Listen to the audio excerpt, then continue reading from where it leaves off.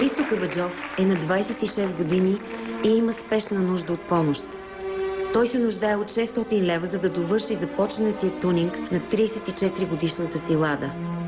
Христо е в критично състояние, защото в момента не може да си позволи дори и 10 лева за ръчичка, която показва среден пръст на задното стъкло.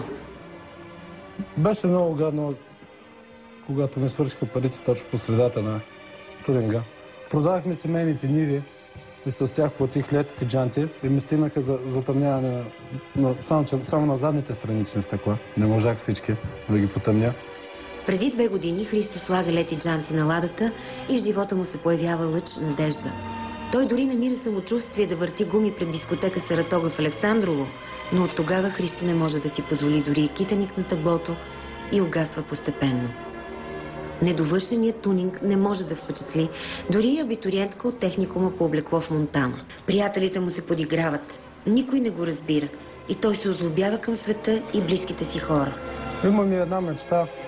Като тръгвам от дискотеката в Стара Загора, 1 километър нататък последното нещо, което се вижда от мен, да е кристалните ми стопове.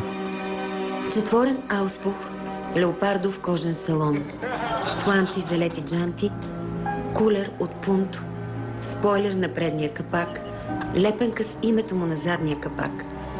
Това са само част от нещата, които могат да върнат усмивката на лицето на Христо. Помогнете, защото със всеки изминал ден положението му става все по-безпомощно. Просто на всеки може да се случи, никой не е застрахован от такова нещо. Усетих най-истински безпомощността си един път, когато на разклона за Калугерово ме задмина Марчо Давчев от Локомотив София и той беше с четворен ауспух. Вярваме, че има хора с добри сърца, които ще помогнат на Христо отново да живее нормално, като всички на неговата възраст. Изпращайте пари в брой в шоуто на Иван и Андрей.